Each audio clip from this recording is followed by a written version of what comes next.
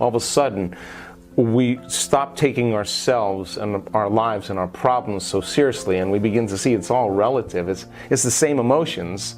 We're just finding reasons in our life to feel those emotions, whether you have a disease or whether you're broke or whatever it is. But sooner or later, people stop relying on their outer world and they start trusting their inner world. If you're relying on your outer world to control how you think and feel, and you say, I saw my ex-husband or my ex-wife, or I saw my boss, or I saw my bank account, and now I'm just depressed.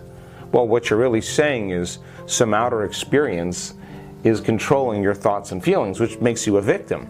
When you start changing your thinking and feeling and you start seeing effects in your life, now you're less likely to believe that you're the victim of your life, and you start believing more that you're the creator of your life. And some valve, some conditioning is removed. And that's not something we do in one swallow. That's not something we do in one bite. It takes constant practice to be the scientist in your life, to measure the effects of you would cause. Not just doing a meditation and getting up and going back to work and judging everybody. You've just disconnected from the energy of your future, and you're back to the energy of your past. I want people to be able to maintain those states independent of the conditions in their environment. And if they're able to maintain those states and keep their energy, stay connected to that energy for the entire day, something unusual is going to happen in their life. It's the law. There'll be some synchronicity, some coincidence, some opportunity, some serendipity. That, in the beginning you're looking around going, but nobody else is you, so they don't really see it. But you see, something's happening here. I'm getting feedback from my life. And the moment you get feedback, you start paying attention to what you're doing, and you do it again. And I think that's how we begin to become more of a creator of our life and less of a victim of our lives. Well, I think if we use feelings as a barometer for change, I think we talk ourselves out of possibility. Because those feelings are familiar emotions from the past. And if people don't feel like it, that's the body. That's the body not wanting to be dragged into a future because it doesn't see it, right? So I think that when I witness and interview people that have had spontaneous remissions, really profound physical changes in their body, I mean, they had every reason to not do the work. They felt sick, they didn't feel good, they were tired, they had doubt, they had fear. But after looking at all those brain scans after all these years, I honestly believe we're at our absolute best when we get beyond ourselves. That's the work. Getting beyond ourselves, the programs, the emotions, the habituations, our frustrations, our impatience, our analytical mind. That's what stands in the way between us and our really profound power. So then as we begin to take that on, that's like lighting a match in a dark place. And I want people to come up against those states in our workshop. I want them, because many times at home they come up against that point and they just quit. They don't believe in themselves. And if you don't believe in yourself, you don't believe in possibility. But when you do believe in possibility, you do believe in yourself. And when you do believe in yourself, you do believe in possibility. So when the person comes to the end of their emotional belief, as an example, and they sit there and they go a little further, now the will is getting greater than the program. Right. Now the body is no longer the mind, and there'll be a liberation of energy. That's a victory. Every time they start getting emotional and they settle their body back down in a meditation, that's a victory. They're mastering the moment. Every time they want to get up and do something because they think they're a busy person and there's not enough time, and they settle their body back down into the present moment, that's a victory. Every time they're putting their attention on some known future event and they become aware that they've lost the present moment, and they return back to the present moment, and they take their attention off the known, they're making room for the unknown in their life. But if they don't know what they're doing, then it just becomes a battle against the self. So as we develop the understanding, we develop the practicum, and they understand what they're doing, then it's like working out.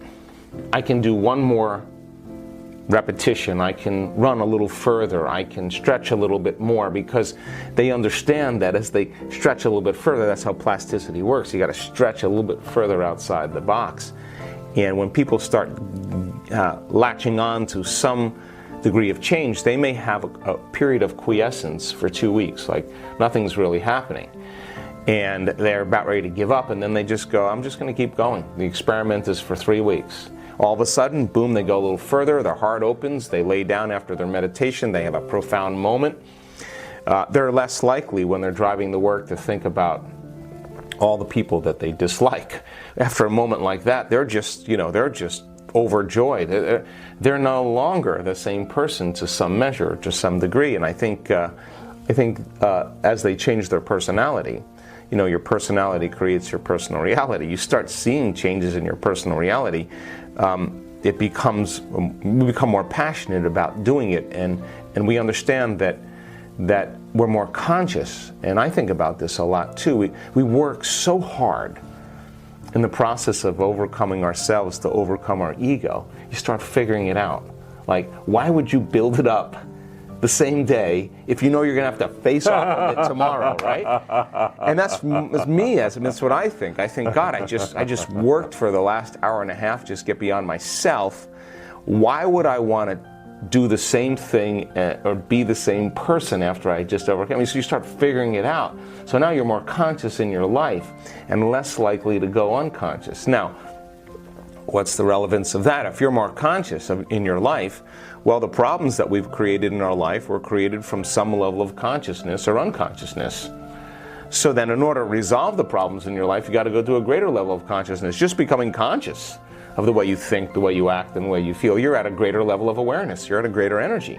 You may not be that other person yet, but now you know, and you're less likely to let that thought slip by your awareness unchecked during the day because you faced off with it for the last 2 hours. Now, some people would say, well, that's going to take too long. Well, really? Tell me the alternative. I mean, because if you haven't taken care of that circuit, it's going to be there tomorrow. If you haven't taken care of your emotional reactions to the people in your life, that disease is going to come back, or that health problem, or that pain, or that imbalance is going to come back because you're back in the past. So when people start to figure this out, they're just saying, man, it was that emotion that signaled the gene. Now that I understand that, okay, now I just got to be aware of what those feelings feel like in my body. What does it feel like? And they start figuring it out, and they start saying, ooh, I start feeling it's coming up. And they don't just let it turn in like they surrender to fear. They'll take a moment, they'll settle down and regulate their body, and they'll surrender to love. And that's the alternative. And when they do that enough times, everybody starts noticing they're more loving in their life, and they like the way they feel. And they go, well, I'd rather have this than that. So trading guilt or fear for love and freedom is a challenge.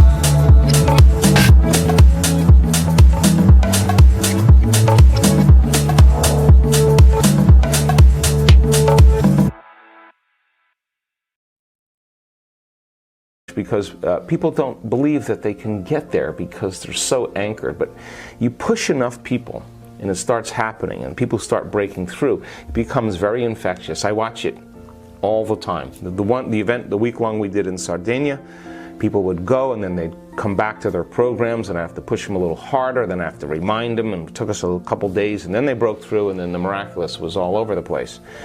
When we were in Berlin, that audience was ready. They were like, push us, let's go. We don't care, we just want to go. And so when you have that kind of willingness and that kind of maturity, the people start, changes start happening very quickly. It becomes very infectious, and now, you know, the new infection is wellness, happiness, health, freedom, connection. That's the new infection. And I think that we don't have to die to have a transcendental experience. I think we have to live for it, and we have, a certain part of us may have to die, and that process of, you know, disconnecting from the program or uncluttering ourselves from our biology is it is uncomfortable. And when people start to understand when they're uncomfortable, they're in the river of change, and then you can provide opportunities, numerous opportunities for them to connect. That's what I want. I want numerous opportunities for people to connect. You may not get it the first time, you may not get it the second, you may not get it the third day. But if you hang in there, you're going to run into it sooner or later, because that's where your attention is, and it's going to come when you least expect it. So the numerous opportunities to connect that people begin to experience, then they're less likely to try to change. They're less likely to wish and want and hope.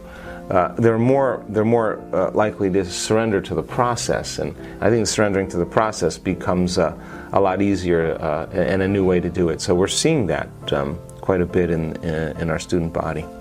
I hope you loved this video and it was helpful. So please help me make it more popular by giving your thumbs up, commenting it, and sharing on the social networks with your friends. And now it's time for our daily Complete the Quote challenge. If you are new to this, your job is to complete the inspiring quote we choose for you and write the right answer in the comments below the video.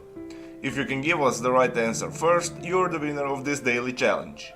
So far, you are very successful. Most of you knew the right answers. That's not a surprise, the most quotes belongs to Joe Dispenza, and you're all familiar with Joe's work. In the previous video we also had a quote that belongs to Joe Dispenza.